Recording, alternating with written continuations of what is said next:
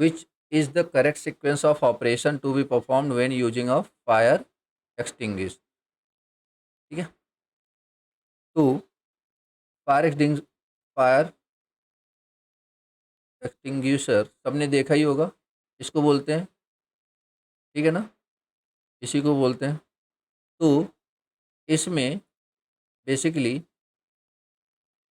आपको ए याद रखना है, क्या याद रखना है, पी ए डबल एस। अगर सीक्वेंस पूछा जाए, P stand for pull, A stand for aim, S stand for squeeze and S stand for sweep. ठीक है, P A double S, pass, याद रहेगा। Pull, aim, squeeze and sweep. आपसे ऐसे भी पूछ सकता है कि लाइक 4 ऑप्शन दे देगा, उसमें से एक हटा देगा, बोलेगा कि इसमें कौन सा नहीं है या फिर कौन सा रखना होगा, मतलब इस तरीके से भी। तो ये चारों टर्म आपको याद होने चाहिए, ये चारों टर्म आपको याद होने चाहिए, पुल, एम, स्क्वीज एंड स्वीप। तो इसमें देखो, इन चारों टर्म के बारे में थोड़ा सा देख लेते हैं क्या क्या है। तो पहला, पुल, ए बी दोनों में ही नहीं, मतलब चलो वो तो ठीक है, मतलब यहाँ पे इसीलिए तो ए बी देख रहे हैं ना अपन, स्क्वीज और स्वीप। मतलब 8 टर्म्स याद रखने के लिए बता रहा हूँ, बाकी सीक्वेंस तो आप ऐसे देख लो, स्क्वीज पहले देन स्वीप। ठीक है, टर्म्स याद करने के लिए बता रहा हूँ, ये चारों टर्म्स। तो क्या आपका, pull the pin, this will allow you to discharge the fire extinguisher. Aim at the base of the fire, मतलब यहाँ पे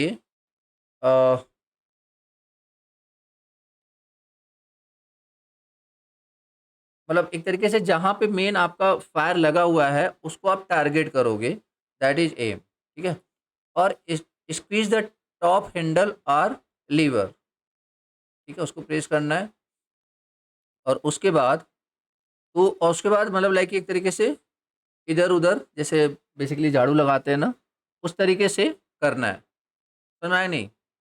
सबसे पहले क्या करेंगे, पिन खींचेंगे, उसके बाद टारगेट करेंगे, उसके बाद क्या करेंगे, उस हैंडल को प्रेस करेंगे, उसको स्क्वीजिंग बोलेंगे। और जब स्क्वीजिंग करेंगे, जब मतलब एक तरीके से निकलने लगेगा उसमें से, तो बेसिकली क्या होगा, फिर उसको इधर उधर लाइक आप एक ही जगह टारगेट नहीं करोगे, आसपास जैसे झाड़ू लगाते हैं ना, उसी तरीके से करोगे। अब ये सीक्वेंस याद रहेगा। समझ पा रहे हो नहीं, कैसी बात कर, मतलब यहाँ पे किसकी बात कर रहा हूँ मैं। ठीक है यार, ओके। तो ये था आपका ये क्वेश्चन। तो अभी मतलब लाइक कि आप इससे आप ये याद करो, बाकी तो पुल, एम अब तो आप याद हो ही गया होगा। लाइक अगर कोई नहीं भी बताएगा तब भी करोगे कि लाइक पहले पुल करोगे, एम करोगे, फिर स्क्वीज करोगे हैंडल, जब उसमें से निकले तब उसके बाद लास्ट में आपको स्वीप करना है। Okay, next, what is the background colour of warning sign. क्या था background colour, that is yellow. ठीक है ना, या फिर आपसे कैसे पूछा था, वार्निंग बैकग्राउंड के साथ 415 वोल्ट दे दिया था, तो 415 वोल्ट दे करके येलो बैकग्राउंड के साथ देगा, तो that is what, sign of warning, sign of warning. ठीक है, what is starving in extinguisher of fire. Starving क्या होता है, बोलो, स्टार्विंग क्या होता है, that is removing fuel element from the fire, removing fuel element from the fire. देखो यार, यहाँ पे 3 चीज़ें होती हैं, 3 प्रोसेस होते हैं, एक होता है स्मूथनिंग, एक स्टारवेशन, एक कूलिंग। तो कूलिंग का तो आपको पता ही है कि the most commonly use for fighting medium is water. तो वाटर से आप इजीली कूल कर सकते हो। ठीक है, और starvation, starvation is achieved by the removal of the fuel burning in the fire. मतलब एक तरीके से जिसकी वजह से आग लगी हुई है, अगर आप उसी को, तो इसी तरीके से इसका जो मेन सोर्स है दैट इज व्हाट, फ्यूल, अगर आप उसे हटा दो तो that is process of starvation. Clear यार? तो उसके बाद एक होता है smoothening, it means cutting off the supply of oxygen access of fresh air into the fire. जैसे अभी एक कैंडल जल रहा है, अभी उसके आप एकदम से ग्लास रख दो तो वो आई थिंक बंद हो जाना चाहिए, जैसे नो, मतलब ठीक है। तो क्या किया आपने, क्या किया आपने, आपने उसकी ऑक्सीजन रोक दी, आपने उसकी ऑक्सीजन रोक दी बेसिकली, ठीक है। तो यहाँ पे, या फिर इसके अलावा कार्बन डाइऑक्साइड आप यूज कर सकते हो उसकी स्मूथनिंग एजेंट के लिए। डन। खैर, तो ये आपका स्टार्विंग क्या है, तो removing fuel element from the fire, ठीक है। एडिंग से तो एटलीस्ट आग और ज़्यादा होएगी। Using water cool the fire is the process of, बोलो, एक्सटिंग्विशिंग ऑफ फायर का कौन सा प्रोसेस है जिसमें हम using water to cool the fire, that is cooling, that is cooling. और ये D, preventing oxygen supply to to the fire, एक किससे बिलोंग करेगा, बोलो, एक किससे बिलोंग करेगा, ठीक है, स्मूथनिंग। देखो ये टॉपिक्स ऐसे हैं, नो डाउट मैंने पढ़ाए भी नहीं है, ठीक है, मैंने पढ़ाए नहीं है, बट हाँ अभी तो अपन समझ सकते हैं ना, इसमें कोई बहुत बड़ा कॉन्सेप्ट या फिर ऐसी कुछ चीज़ें तो है नहीं कि जिसके लिए हमें अलग से क्लास लगानी पड़ेगी, ऐसे नो, इतनी बेसिक चीज़ें तो समझ ही सकते हैं यार, ठीक है, क्योंकि ये चीज़ें पहले हमने पढ़ी भी नहीं है, पढ़ाई भी नहीं है। खैर, आगे देखते हैं यार। तो सॉरी, तो ए बेसिकली सी, ये हो गया। अच्छा, यहाँ पे एक एक छोटा सा कॉन्सेप्ट और है, वो भी देख लो, class of fire, class of fire. तो क्लास ऑफ फायर चार चार क्लासेज में डिवाइड किया गया है, ए, बी, सी और डी।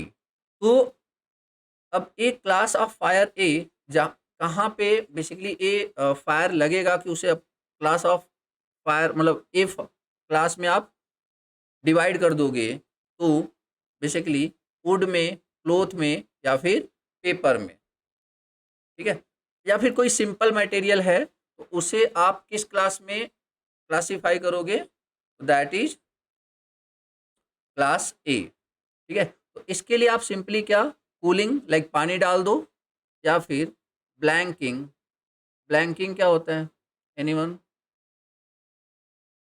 ब्लैंकिंग आई थिंक मतलब लाइक यू ऊपर से ढक देना, अगर मैं गलत नहीं हूँ तो,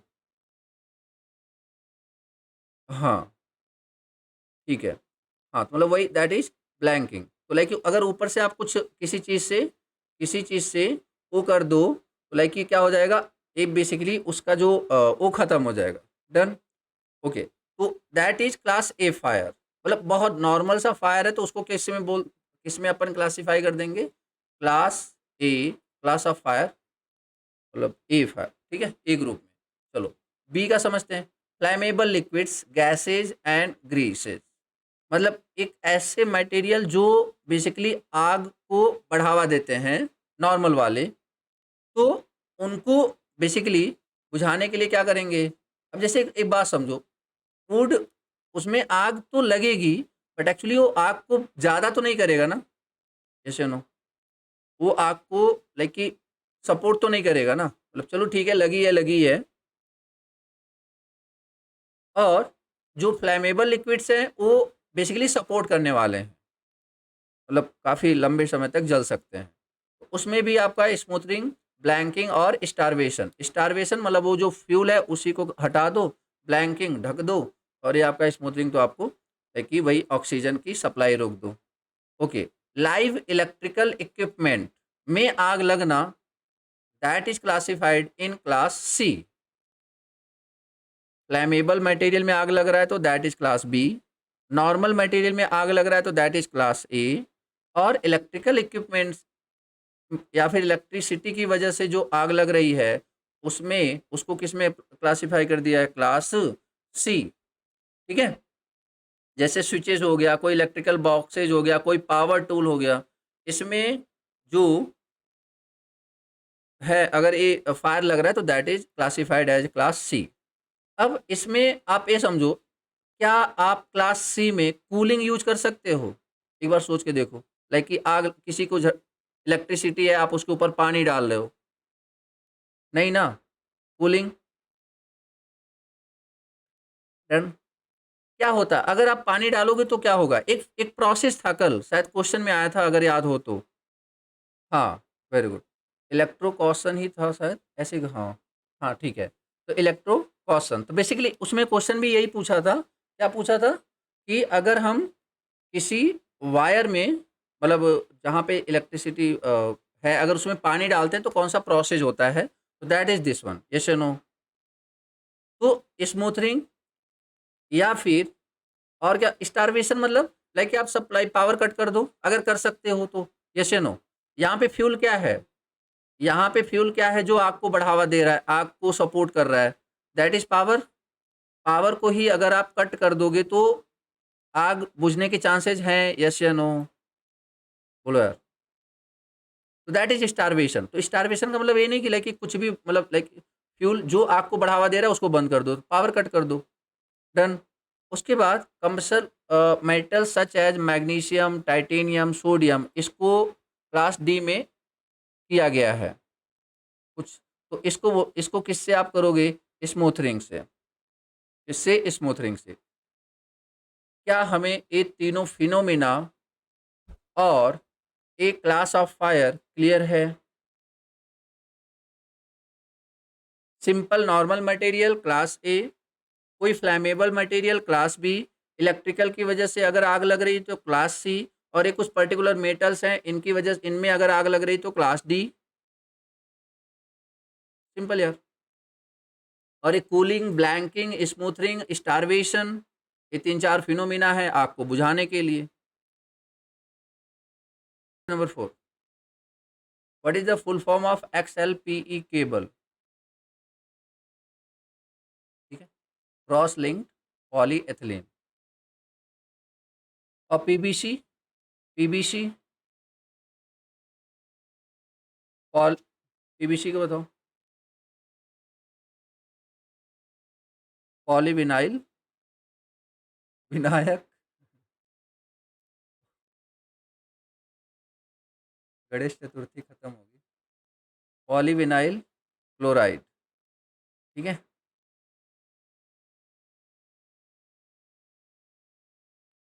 question number 5, what is the purpose of serving, serving layer in underground cable? Serving क्या करता है? तो protect armouring from atmospheric condition. ठीक है। चलो इधर देख लो, एक बार सारा देख लेते हैं। सबसे पहले conductor, then insulation, then metallic sheath. क्या होता है? IMBAS, ये ऑर्डर याद रखना। तो कंडक्टर, उसके बाद इंसुलेशन, फिर मेटालिक शीथ, फिर आपका बेडिंग, फिर आपका आर्मरिंग। ठीक है। कंडक्टर रहेगा तभी लगाओगे ना, वैसे हवा में थोड़ी ना लगाओगे।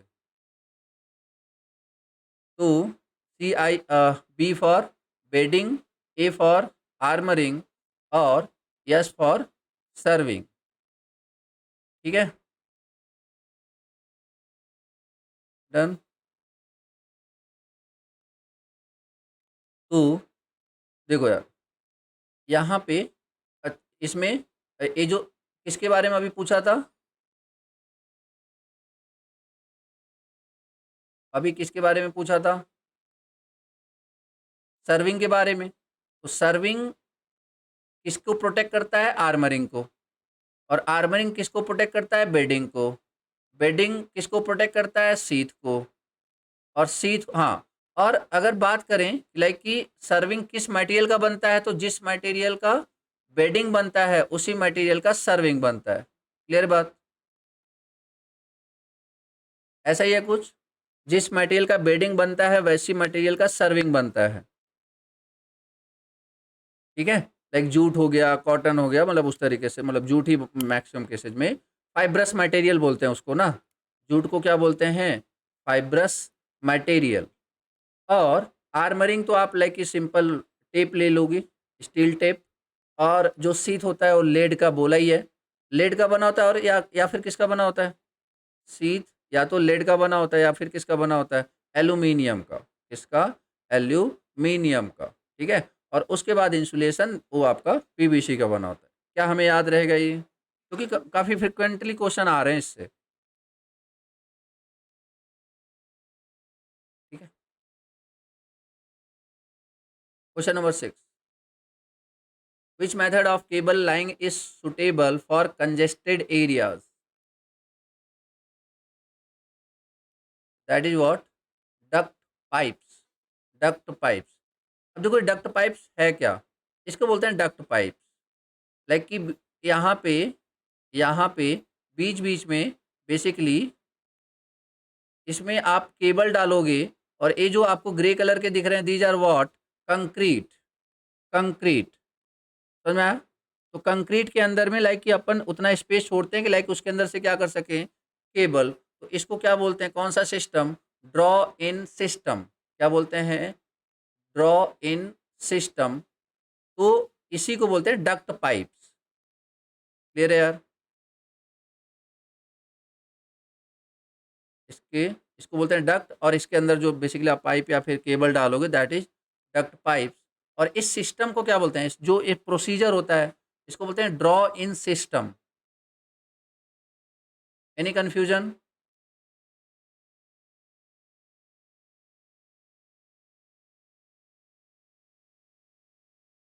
Okay. What is the use of deep soldering method? What is the use of deep soldering method?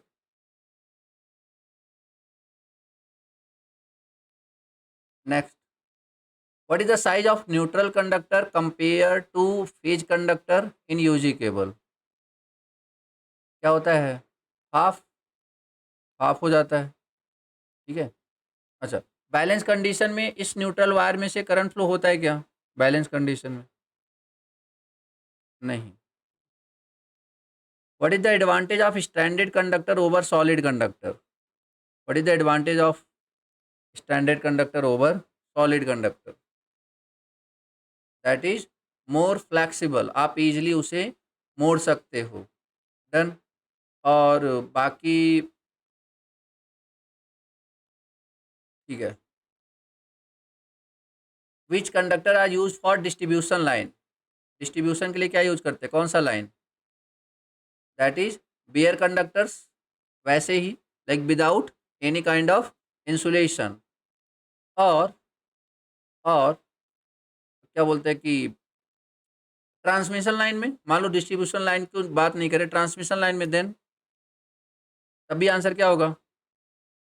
सी। तब भी आंसर क्या होगा? सी। और अगर मैं बात करूं कि लाइक कि केबल में, देन क्या बोलोगे आप?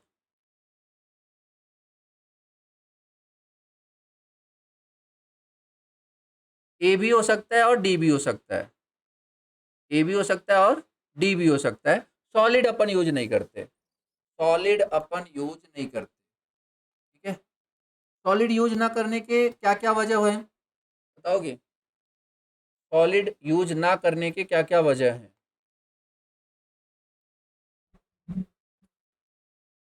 एक तो चलो फ्लेक्सिबिलिटी नहीं है, इसके अलावा?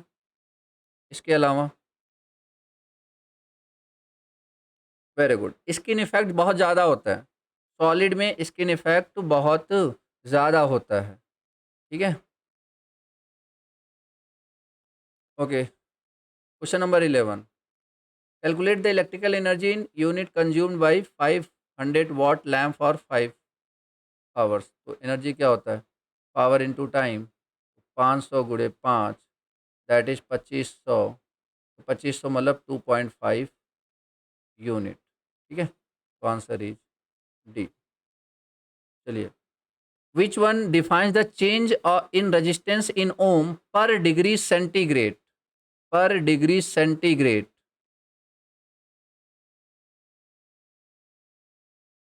किसका यूनिट होता है पर डिग्री सेंटीग्रेड? किसका यूनिट होता है? तो टेम्परेचर कॉफिशिएंट का। टेम्परेचर कॉफिशिएंट का। ठीक है। Okay, temperature coefficient is represented by alpha. Alpha is positive, alpha is negative, alpha is zero. Alpha positive किसके लिए होता है? अल्फा पॉजिटिव किसके लिए होता है? कंडक्टर्स के लिए. And what is the value of alpha for copper? What is the value of alpha for copper? Point, एक तो एटलीस्ट याद कर लो, 0039, 0.0039. हाँ, 0.0 मतलब जस्ट अप्रॉक्सीमेटली इक्वल टू 4 है ये, ठीक है. और अल्फा इक्वल टू निगेटिव किसके लिए होता है? That is for semi conductor. Alpha zero किसके लिए होता है? अल्फा की वैल्यू जीरो किसके लिए होता है? Very good. Swamping resistance, swamping resistance या फिर ये स्वैम्पिंग रेजिस्टेंस किसका बना होता है? मैग्नीन का या फिर कॉन्स्टेंटन का. हालांकि इनका भी अल्फा जीरो नहीं होता, टेंडिंग टू जीरो होता है. क्या खास बात? तो एक बात बताओ, अगर मैं टेम्परेचर बढ़ा रहा हूँ, रेजिस्टेंस बढ़ रहा है, इसका मतलब टेम्परेचर कॉफिशिएंट पॉजिटिव है या निगेटिव है? टेम्परेचर कॉफिशिएंट इज पॉजिटिव और निगेटिव? That is positive. अगर टेम्परेचर बढ़ा रहा हूँ तो रेजिस्टेंस घट रहा है, तो इसका मतलब टेम्परेचर कॉफिशिएंट क्या है? निगेटिव. ठीक है, टेम्परेचर कॉफिशिएंट क्या है? निगेटिव. और अगर मैं टेम्परेचर बढ़ा रहा हूँ या घटा रहा हूँ, रेजिस्टेंस में कांस्टेंट हो रहा है, इसका मतलब अल्फा की वैल्यू क्या है? जीरो. ठीक है. अगर मैं लाइक कि कैसे पता चलता है, तो क्या क्या रिलेशन है?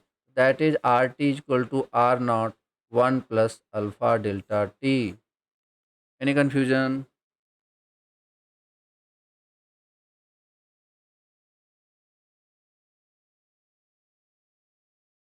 कॉन्स्टेंटन यूरेका भी होता है. मतलब ये ऐसे मटेरियल हैं जिनके अल्फा की वैल्यू बहुत कम है, तो इसकी वजह से जब आप टेम्परेचर चेंज करते हो, तो और मेनली हम कहाँ पे इस बात का ध्यान रखते हैं? इंस्ट्रूमेंट्स में, कि ताकि टेम्परेचर चेंज होने की वजह से हमारी रीडिंग ना चेंज हो. Question number 13, calculate the hot resistance of 200 watt 250 volt rated lamp.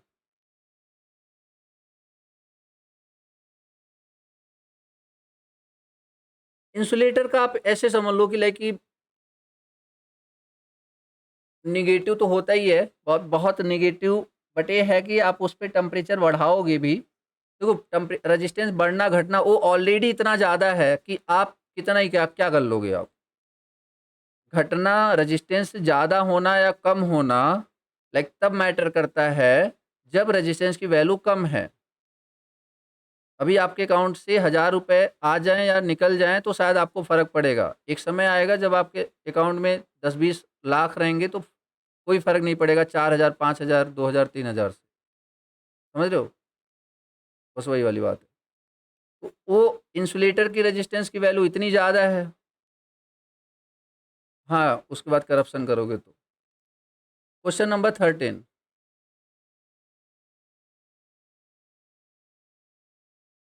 Calculate the hot resistance of 200 watt 250 volt. तो P इक्वल टू क्या होता है? V square by R. R equal to क्या हो जाएगा? 250 इंटू 250 डिवाइड बाई 200, लाइक कितना हो गया? 625 divide by 2. Answer is 312.5. Any confusion?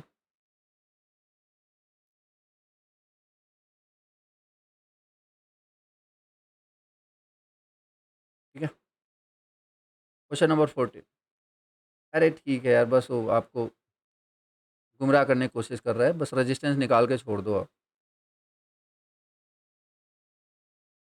Hot resistance like कि अगर वो चल रहा होगा तो, मतलब चला रहे होंगे तब.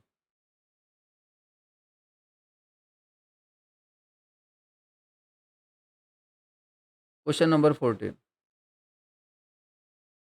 Which material is the paramagnetic substance? देखो कॉपर तो डायामैग्नेटिक होता है, कॉपर तो क्या होता है, दैट इज डायामैग्नेटिक। देखो यहाँ भी याद रखना, कॉपर एक होता है कॉपर 1 और एक होता है कॉपर 2।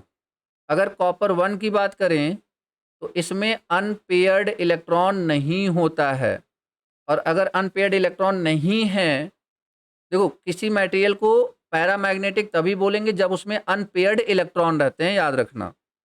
तो कॉपर 1 में अनपेयर्ड इलेक्ट्रॉन नहीं होते, क्योंकि इसके आता है 3d5, लाइक कि ऐसे ऐसे, कोई अनपेयर्ड इलेक्ट्रॉन नहीं है। जब अनपेयर्ड इलेक्ट्रॉन नहीं है तो देयर इज अ चांसेस कि ये बेसिकली क्या बनने वाला है आपका, डाया मैग्नेटिक। बट ये जो कॉपर 2 है इसका होता है 3d9, इसमें एक इलेक्ट्रॉन बेसिकली क्या रहता है, अनपेयर। एक इलेक्ट्रॉन बेसिकली क्या रहता है, अनपेयर। तो उस एक इलेक्ट्रॉन की वजह से कॉपर सेकेंड बेसिकली क्या हो जाता है, पैरामैग्नेटिक, पैरामैग्नेटिक। ठीक है, दिस इज द कॉन्सेप्ट। अब इन्होंने ये मेंशन नहीं करा कि लाइक कॉपर फर्स्ट की बात कर रहे हैं या कॉपर सेकेंड की बात कर रहे हैं। अब नहीं करा है तो हम तो नॉर्मली अपन सिंपल कॉपर की बात करेंगे, और सिंपल कॉपर क्या होता है आपका, डायामैग्नेटिक। Any confusion?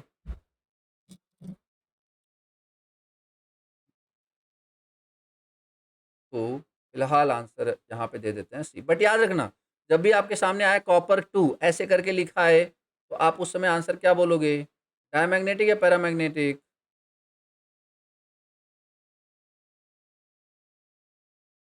पैरा। ठीक है, तो ध्यान रखना इस बात को। Question number 15, which define the flux density is always lagging behind the magnetizing force?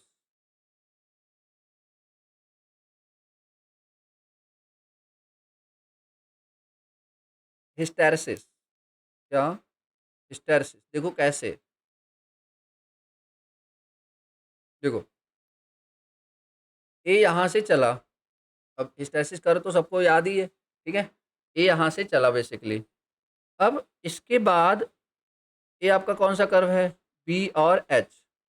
तो magnetising, this is known as magnetising force and this is known as magnetic flux density. ठीक है, ये मैग्नेटाइजिंग फोर्स और ये magnetic flux density.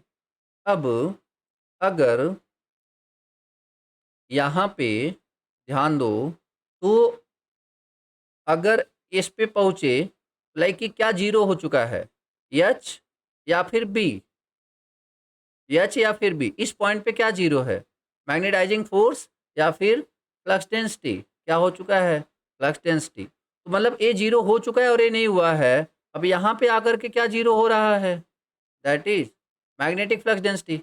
इसका मतलब कौन lag कर रहा है, लैग कौन कर रहा है, यहाँ पे एच जीरो हो चुका है बट बी जीरो नहीं हुआ, तो कौन लैग कर रहा है, मैग्नेटिक फ्लक्स डेंसिटी ना, मैग्नेटिक फ्लक्स डेंसिटी लैग कर रहा है। तो बेसिकली ये हमें कहाँ से देखने को मिल रहा है, बिहाइंड द, किसकी वजह से, हिस्टैरिसीस की वजह से। क्या ये कॉन्सेप्ट क्लियर है हमें? इस एक क्यों नहीं होगा, आई थिंक इसको मैंने उस दिन प्रूव भी किया था। एक क्यों नहीं होगा, आई थिंक इसको मैंने उस दिन प्रूव भी किया था, अगर याद हो तो।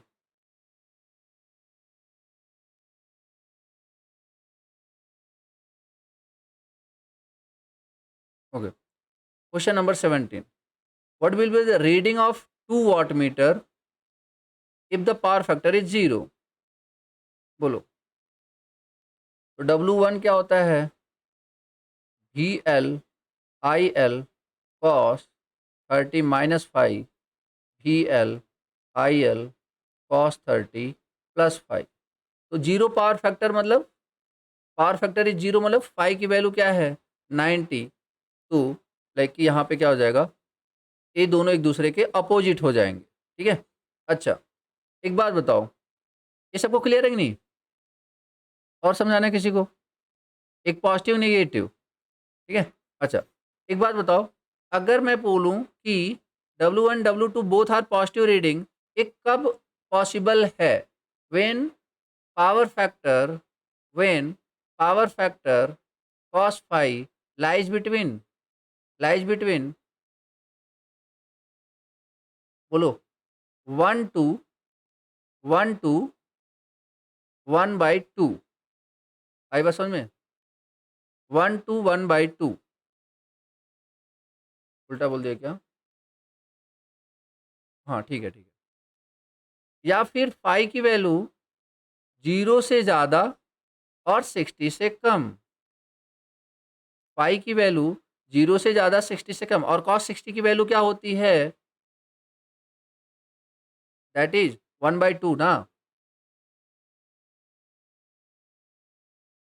अब क्लियर हुआ कि नहीं सबको अगर पावर फैक्टर 1 से हाफ के बीच में लाई कर रहा है तो मतलब एक से छोटा और 1/2 से बड़ा तो लाइक क्या हो जाएगा पावर फैक्टर दोनों मतलब वाट मीटर की रीडिंग क्या होगी पॉजिटिव मतलब अगर पावर फैक्टर 1/2 से छोटा है तो 1 वाट मीटर रीडिंग क्या देने वाला है अगर पावर फैक्टर 1/2 से कम है तो 1 वाट मीटर रीडिंग क्या देने वाला है नेगेटिव आई बात समझ में या फिर फाई की वैल्यू ग्रेटर देन 60 है तो भी 1 वाट मीटर आपको क्या देने वाला है रीडिंग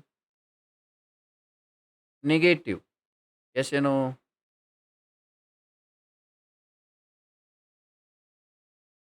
लाइक 60 से बड़ा है याद रखना 60 से बड़ा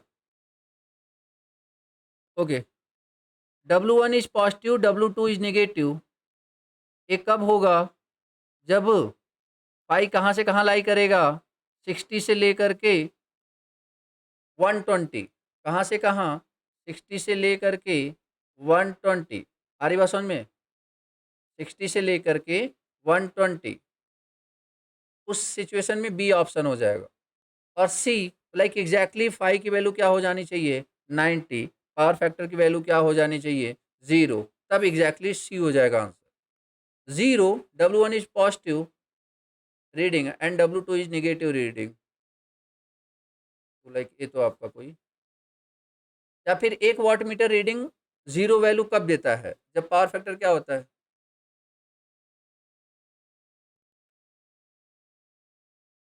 हम्म।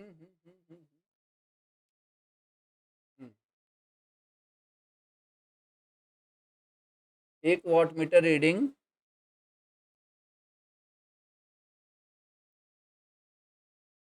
मतलब कि सारी की सारी रीडिंग एक ही वाट मीटर किस पावर फैक्टर पे देता है तो आंसर इज 1/2 चलो question number 18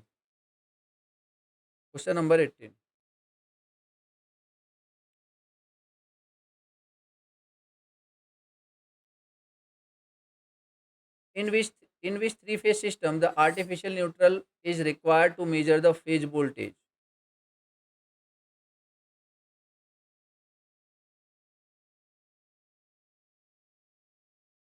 the artificial neutral is required to measure the phase voltage यार अगर स्टार कनेक्शन रहेगा अगर स्टार कनेक्शन रहेगा तो आर्टिफिशियल न्यूट्रल क्यों चाहिए तुम्हें वो नेचुरल नहीं होगा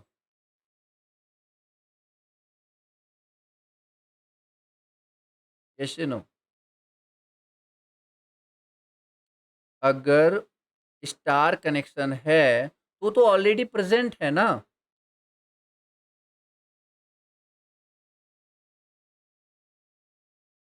yes no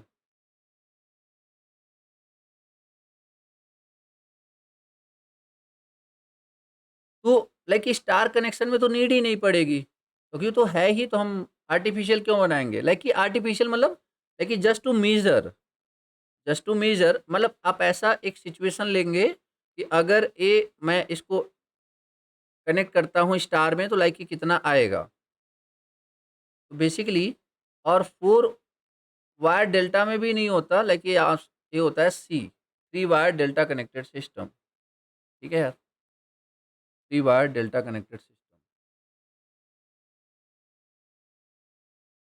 question number 19 mass deposit during the electrolysis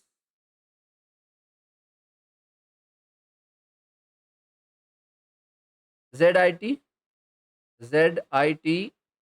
What is GM? What is GM? What is Z? What is I? What is T? That is gram. What is Z? What is Z? Equivalent weight. What is I? Current. और T is the time. Equivalent weight कैसे calculate करते हैं?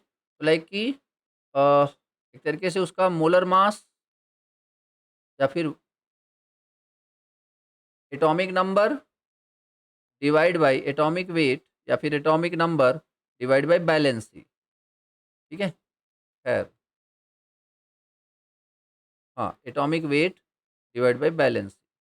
ठीक है, atomic weight divide by balance. ठीक है, बाकी current और ये आपका time.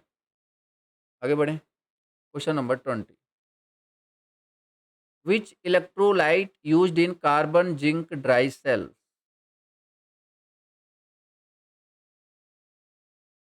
Carbon zinc dry cells बोला जा रहा है।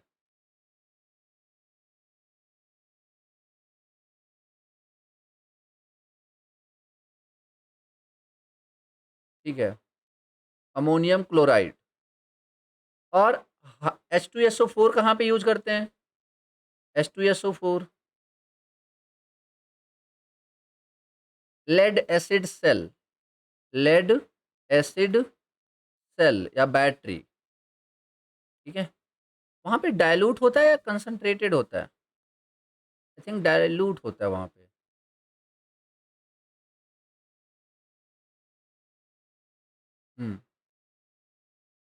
ठीक है, अच्छा, जैसे जैसे चार्ज करते हैं उसका जो डेंसिटी होता है डाइल्यूट H2SO4 का, दैट विल इंक्रीज या डिक्रीज? That will increase.